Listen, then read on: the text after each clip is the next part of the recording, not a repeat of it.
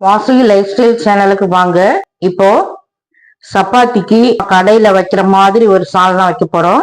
தக்காளி சால்னா, வெஜிடபிள்ஸ் எதுவுமே சேர்க்காம பிளெயின் குருமா மாதிரி வைக்க போறோம். அதுக்கு தக்காளி 3 தக்காளி எடுத்திருக்கேன். வெங்காயம் மீடியம் சைஸ் பல்லாரி வெங்காயம் 1. இதை மிக்சியில அரைச்சிட்டு வந்துக்கலாம். அதுக்கப்புறம் எப்படி பண்ணலாங்கிறத பார்க்கலாம். வெங்காயம் தக்காளி மிக்சியில அரைச்சத ஒரு பவுல்ல இப்ப மாத்திருக்கேன். இப்போ அரைச்ச சாறுலயே நம்ம கசகசா அரிசி ஊற போட்டிருக்கேன் 1 டீஸ்பூன். முந்திரி பருப்பு ஒரு 7-8 பருப்பு ஊற வச்சிருக்கேன். அதை இதுல சேர்த்துக்கலாம். தண்ணி இருத்துட்டு சேர்த்துக்கலாம். ரொம்ப தண்ணி ஊத்திட்டாலும் கரெக்டா அடிக்காது.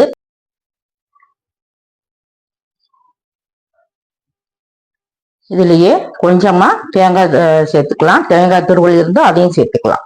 தேங்காய் சேர்த்ததோட இத 2 கிராம்பு, 1 ஏலக்காய், 1 துண்டு பட்டை, கொஞ்சமா சோம்பு சேர்த்துக்கலாம். இதை இப்போ மையா அரைச்சிட்டு வந்துக்கலாம். 2 டேபிள் ஸ்பூன் கடலை எண்ணெய் ஊற்றிருக்கேன். ஊற்றி 2 பிரிஞ்சி இலை போட்டிருக்கேன். சோம்பு, பட்டை 1, கிராம்பு 2, ஏலக்காய் 1 போட்டு பொரிஞ்சதும் பல்லாரி வெங்காயம், மீடியம் சைஸ் பல்லாரி வெங்காயம், சின்ன மிளகாய் 1 நறுக்கி வச்சுட்டு அதையும் சேர்த்துக்கலாம்.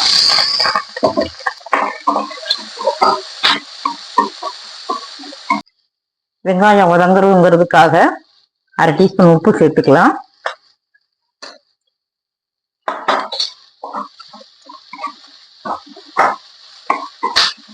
வெங்காயம் கண்ணாடி பதம் வந்த உடனே தக்காளி 3 தக்காளி நறுக்கி வச்சுருக்கேன். குட்டி குட்டி தக்காளியா நறுக்கியிருக்கேன். நீங்க பெரிய தக்காளியா இருந்தா 2 தக்காளி சேர்த்துக்கலாம். தக்காளி நல்லா வெந்துடணும். இப்ப உள்ள தக்காளி எல்லாம் ஒழுங்காவே வேகிறது இல்லை. ஈரப்பசையே ரொம்ப இருக்காது. அதனால இப்படி குத்தி குத்தி விட்டுதான் வேக வைக்கணும். இதுல இப்போ வெங்காயம் தக்காளி மிக்சியில அரைச்சி வச்சிருந்தோம்ல, அதை இப்ப சேர்த்துக்கலாம்.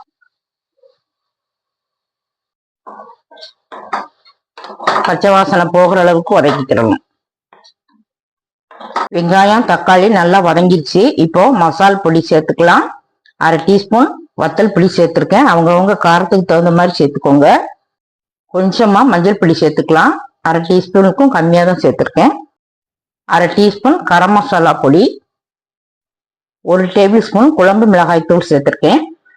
1 டீஸ்பூன் மட்டன் மசாலா அல்லது சிக்கன் மசாலா எதையாவது சேர்த்துக்கலாம். எந்த பிராண்டா இருந்தாலும் பரவாயில்ல. இதை இப்போ நல்லா வதக்கி விட்டுக்கலாம்.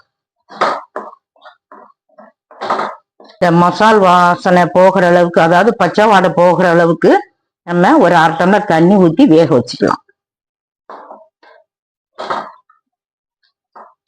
இப்போ முந்திரி தேங்காய் விழுது சேர்த்துக்கலாம். மிக்சியில் அரைச்சத இப்போ மிக்சி ஜார கழுவி கொஞ்சம் தண்ணி ஊற்றிக்கலாம். இந்த தேங்காய் அரைச்ச விழுது ரொம்ப கட்டியா வரும். நம்ம சால்னாக்கு தேவையான தண்ணி இப்ப ஊத்திக்கலாம்.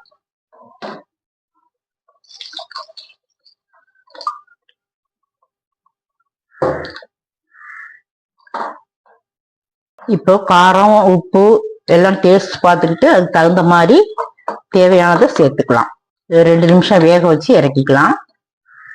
இதுல கடைசியா கொத்தமல்லி இலை, கொஞ்சம் புதினா இலை கண்டிப்பா சேர்க்கணும் இந்த சால்னாக்கு. அப்படின்னாதான் ரொம்ப டேஸ்டா இருக்கும். புதினா இலை ஃபிளேவர் இந்த சால்னாக்கு ரொம்ப பெர்ஃபெக்டான சால்னாவா இருக்கும். அதனால கண்டிப்பா சேர்த்துக்கோங்க. ரோட்டுக்கடை சால்னா பெர்ஃபெக்டா ரெடி ஆயிருக்கு. நீங்க இதே மாதிரியே செய்து பாருங்க. இது பிகினர்ஸ் கூட ஈஸியா செய்யக்கூடியது. கண்டிப்பா செய்து பாருங்க. சாப்பிட்டு பார்த்துட்டு சப்ஸ்கிரைப் பண்ணுங்க, கமெண்ட்ஸ் கொடுங்க, லைக் கொடுங்க.